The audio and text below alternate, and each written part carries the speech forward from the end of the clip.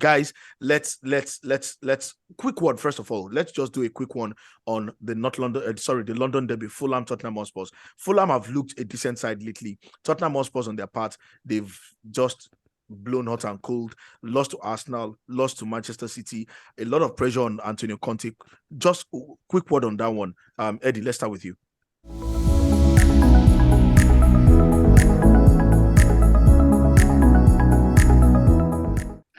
This is going to be a difficult fixture for both teams. I think that Spurs are going to be hurting, really hurting.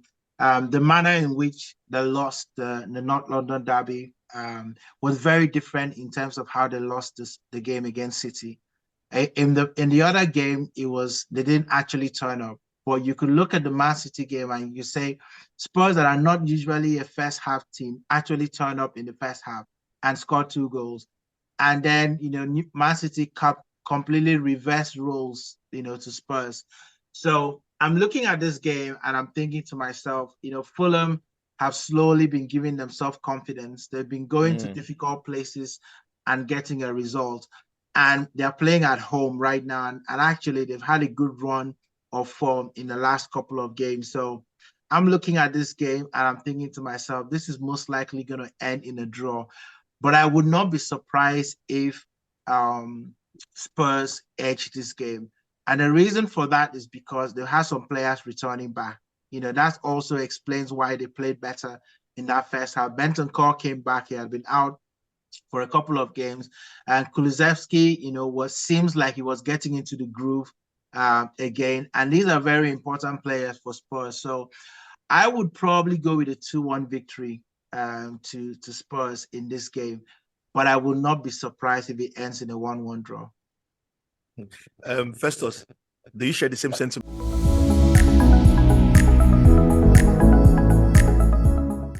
No, I don't.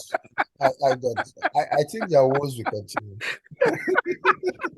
not because I just knew the bad belly will continue. No, Kali, not because clearly I want them to lose, but because I want to stay the facts on ground. Fulham has been magnificent at home. Clearly, they've been blowing clubs away, at Craven Cottage, and they've been doing very well. That's a very tough place to go and win. So yes, I know the likes of Bentancur, they're coming back. Kulusevski played very well. We saw him; he made the difference. But the same Spurs, we still have that same problem with Spurs. They could play well first half and blow away second half, or not come to the table party in the first half and come back second half. Something is definitely wrong with Spurs this season, and these guys that just came back, I don't think will change the situation, especially if they are meeting one of those Bournemouth or Co. I could say, okay, these teams will afford them the time to settle down and kickstart their season. But Fulham is not going to give them that opportunity to, come back to the table. I think Fulham will take this. It's going to be a highly contested team match, sorry. But I think Fulham will edge this.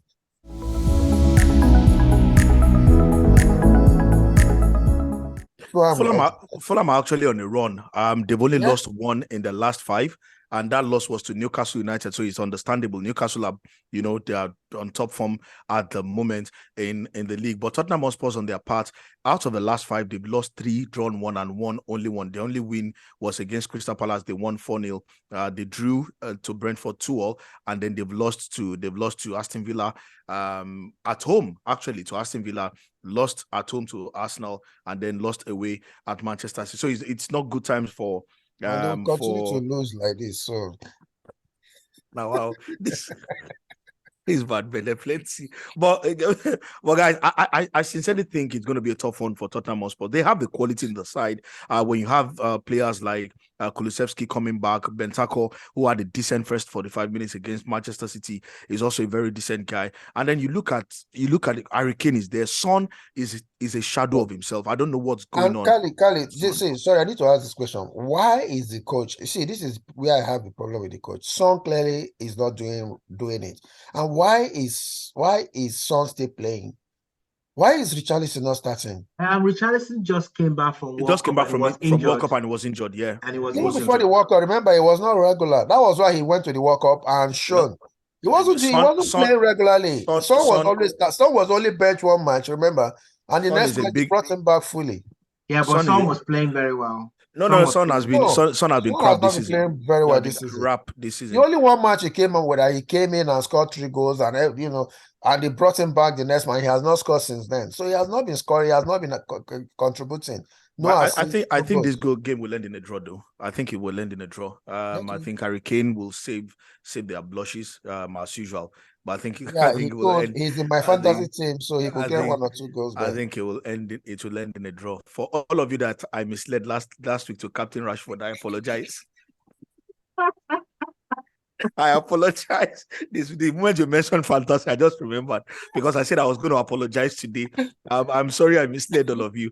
Okay, guys, let's look at the relegation battle this weekend. West Ham will take on Everton. Why? Before we even talk about the game, but we have to be quick, guys. West Ham and Everton, why are they in this position? With how much money was invested in both squads and the managers supposedly that they have, why are they in this situation? Festus.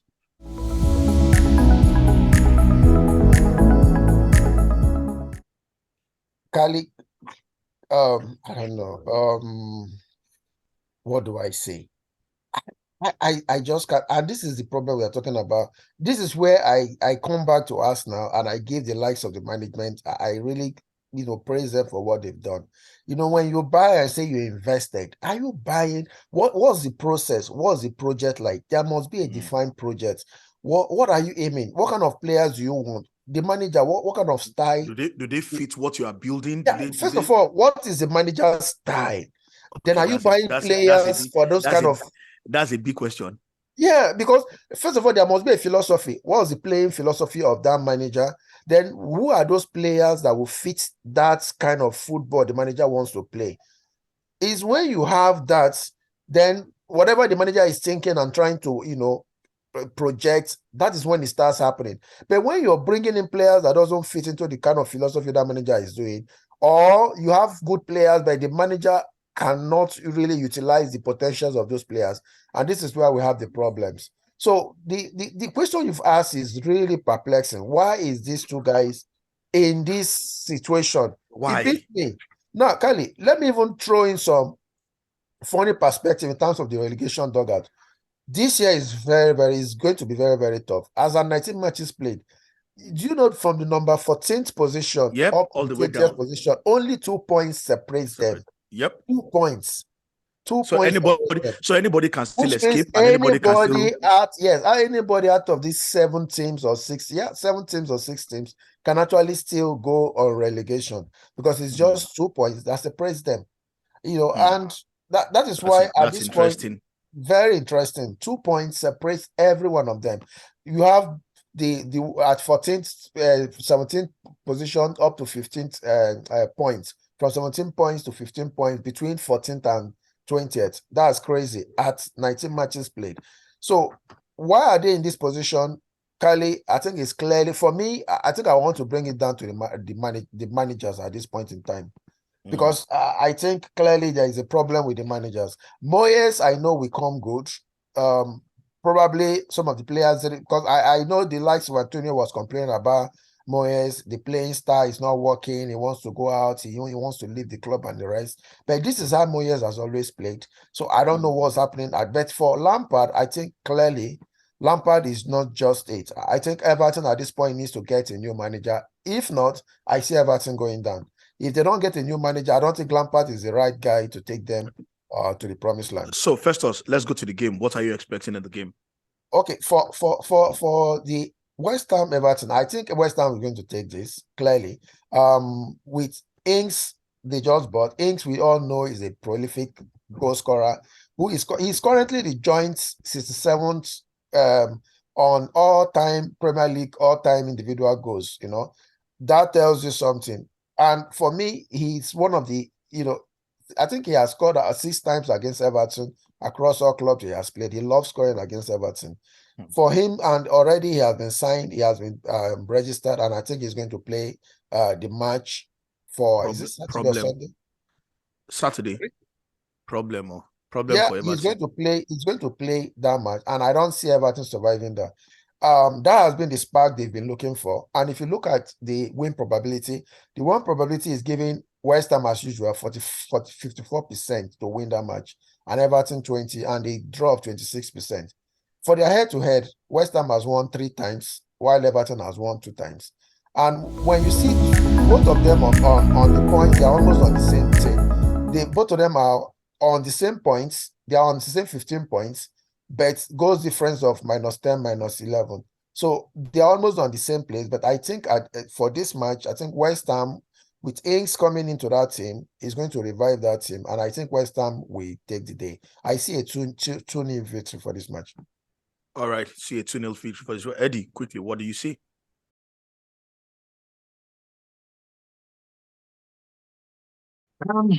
Listen, these are two teams that are struggling for form, struggling for confidence, struggling for goals, struggling to keep goals out.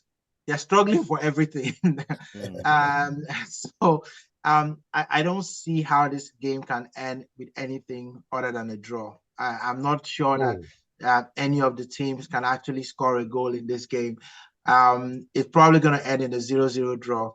And it's quite interesting. I was looking at David Moyes' record, and his points per match is actually about 1.5, thereabout, across all the clubs that he's managed, right from his days in Preston, Everton, when you look at all the games. So, it's not maybe a coincidence that this is probably happening. And, I feel for West Ham and their fans. I think it's going to be a tough season for them. Everton, I think you can almost chalk that up as, not being prepared for the season. I don't think that they started the season being prepared and thinking that they had a big fight for them this season. So, but all I can see is a 0-0 draw in this game.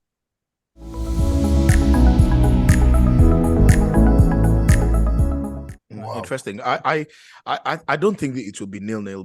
Both sides can't defend to save their lives. Everton in their last 3 games have conceded. West Ham in their last 3 games have conceded. West Ham playing at home, their last 3 home games they've conceded first, and so it's a no-brainer. There will be goals in this game. It's just that who is going to outscore who? That's always the problem with this Everton and this West Ham side. And I think West Ham will just nick it, and that's simply because of Festus mentioned something about Moyes. No, Moyes coming good. Moyes is a bit more experienced than Frank Lampard in this side, and he has brought a man who enjoys scoring against Everton, and that's Danny Ings. And I feel like Danny Ings is going to be in the squad if he doesn't start, tomorrow. But I won't be surprised to see him start as well. But I think Danny Ings will be in the squad, and if he eventually starts, he's going to get a goal against Everton. I see West Ham narrowly winning this one. All right. Let's go to the next one. Liverpool up against Chelsea. It reminds me of this series, Game of Thrones, Battle of the Bastards. These guys have been absolutely rubbish all season long. No matter what they try, it doesn't look like anything works for them. Liverpool, on their part, the manager was bullish during the week, saying that he's not leaving until they chase him out. So guys, let's look at Liverpool, Chelsea. Eddie, I'm going to start with you on this one.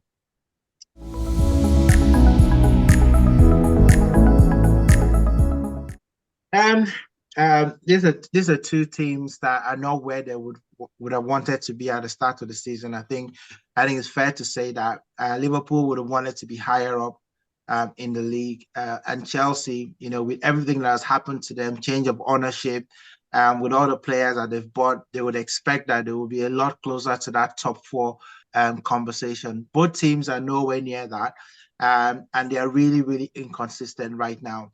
However, this game is at Anfield, and when games are played at Anfield, I would always give Liverpool just a slight edge in that game. And I think they are beginning to get some players coming back in Liverpool.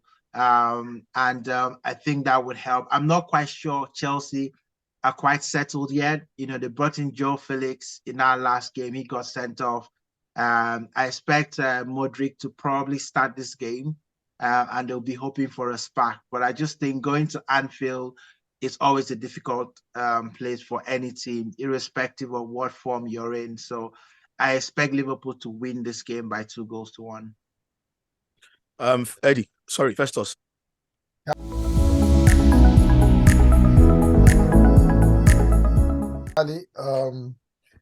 This is two giants of the English game languishing in the mid-table obscurity.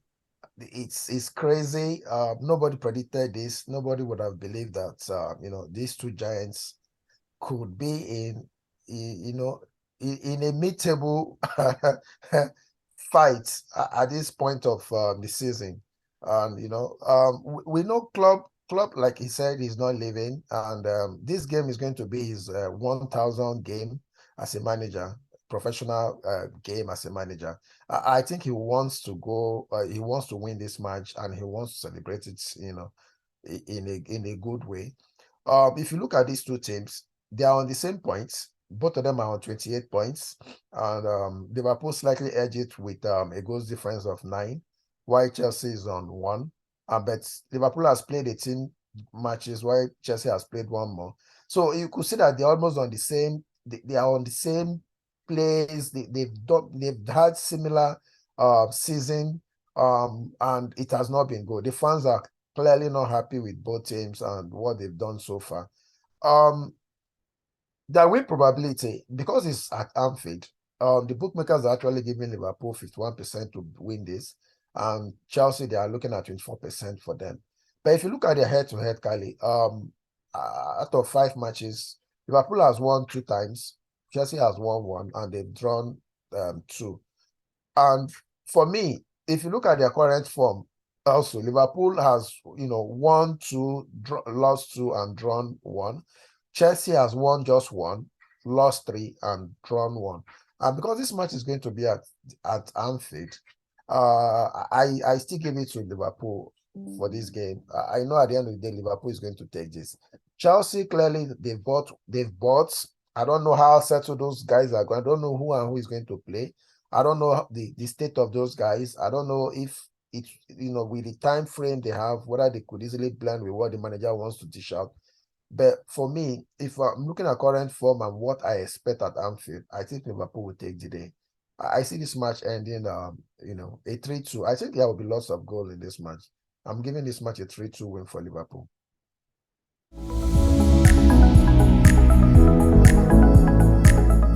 I'm not even going to bother analyzing this one at all. There are two sides that have been wobbling and fumbling, in the words of great Fanny Amu back then. Both sides, I think Liverpool are missing a lot of players in the middle, and I'm not talking in terms of injury. I'm talking in terms of refreshing their midfield. Fabinho is not the Fabinho that we used to see. Thiago Alcantara is not delivering, maybe because the balance in the team has been lost because of the absence of an enforcer behind him. But as it stands, I think Liverpool are leaking in too many goals, regardless of where they play. I won't be surprised to see Chelsea win this one, actually. So I'm going for a victory for Chelsea at Anfield. All right. Final game, and that's the big one, and it's the eternal rivalry. Manchester United at Emirates Stadium as guests of Arsenal. Eddie, I'm starting with you on this one. Arsenal, are they on a revenge mission?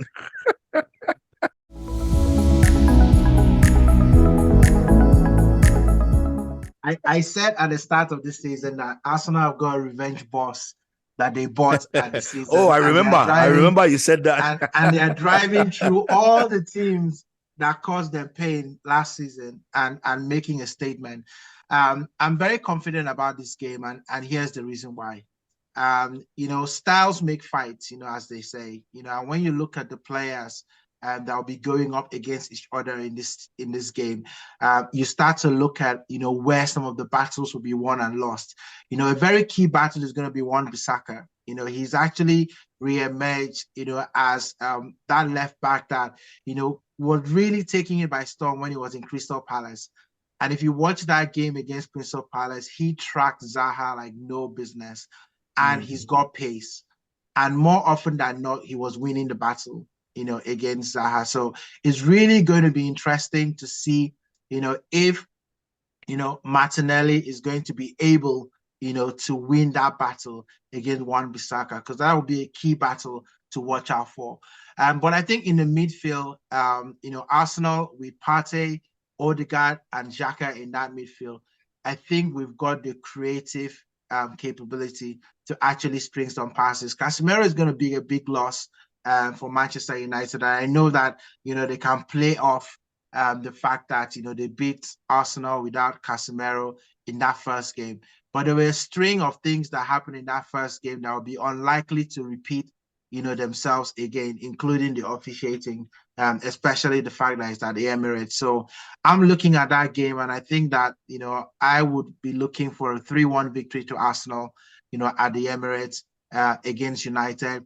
United, to be fair to them, they've really had a good defense. And I think nobody's really talking about that. Since they've come back from the World Cup, they've actually conceded only 2 goals, in their last couple of games. That means that they're doing something right, with Varane, sitting at the back of that defense. And I suspect that Martinez is probably going to come into this game just because he had a relatively decent game against Arsenal when we played Man United at Old Trafford. But I can only see one way this game is going, and that's an Arsenal victory. So that's a 3-1 to Arsenal in this game.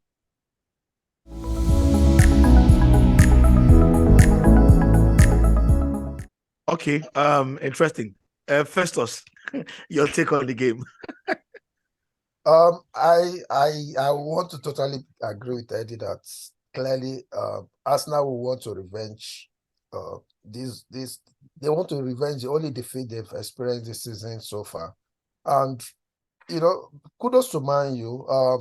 They've done well over the recent matches. They've been able to shake off their disastrous starts, and they've been able to have a consistent run. The draw against Crystal Palace was actually the first time in 6 matches where they've won 5 in a row, and that match was actually a disappointment to them. And kudos to Ten Hag also. In recent years, they've been able to buy a whole lot of attacking players and defenders, and they forgot the midfield, which has been their Achilles heels over the years. And they've been having consistent problem until they bought Casemiro, who is probably one of the best defensive midfielder in the planet so far. And he has come to bolster that team and also make that team very good. Now the attackers are playing well and the defenders are playing well. And this tells you when you have your balance in your team, everybody starts playing well. This is always the problem. When something is missing, it seems these guys are not good. But the moment you bring in that last pack, the whole team gels, and Casemiro has made us the Man U team very good. We know when we played them, they were not this good. So you can imagine now that they are good. But luckily, Casemiro will not be playing that much. So whoever is coming in, I don't know if the confidence they've been able to garner with him being in that team will continue. I don't know if they're going to fall apart with his absence. But another interesting fact we also have here is during the match we lost, Partey was not in that match, if I'm not mistaken, and it was also an issue for us. Today he's going to be in the match on Sunday, and clearly we are playing far better than most of the mistakes that actually happened when we lost. And I know there will be revenge will be in all Arsenal players' mind, the coach, everybody, because we know that this is the time to show that we have to revenge on that particular match. But it was a painful match to lose. We actually played well. It was just those strings of passes and those lack of concentration from some of the defenders, and that was it. Now for this match, bookmakers are actually everybody's giving us now this win, and I hope we're not too confident with this because they are giving us 52% to win this match and Man U 23%. They're actually giving a 25% draw. Now, if you look at the head-to-head, Kali, of these two teams in recent time in the Premiership, We've actually won 2-2 and drawn 1. Arsenal won, April 23, 2022 and November 1, 2020. Man U won September 4, 2022 and December 2, 2021. And the draw came in January 30, 2021. So it has been, these two teams have been winning each other, sometimes even away. And our standing also confirms the form of these two teams. Now, if you look at our last 5 games, both of us have won 4 and drawn 1. Clearly, these are two teams at the peak of their game. I see sparks on Sunday. I see this match. The excitement is generating. I don't think it's going to be. We are all going to be disappointed. I think at the end of this match, we will all really be happy that in fact, if you miss this match, you've missed something. I see it, coming with all the sparkles and all the excitements that it has generated so far. Now, who is going to win this match? Clearly, Kali, I believe Arsenal is going to take this, but I think it's going to be tight. It's not a 3-1. I think at this point, it won't be more than 1 goal difference. I see a 2-1 victory for Arsenal in this match.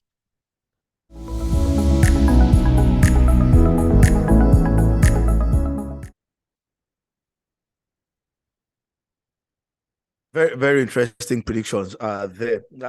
It's when these two guys, when they go up against each other, it's war. Over the years, they've served us very, very exciting game. And I think we're going to see another one in this one. Everybody's talking about revenge. And I don't think Arsenal should go into this game thinking about what happened at Old Trafford. Go into the game because you want to go and play your game the way you normally play your game. The way you normally go and dominate teams and just, be in charge of whatever is happening. And I think that's what Arsenal should do, tonight. When they meet with Manchester United. Can Arsenal win? Yes, they can.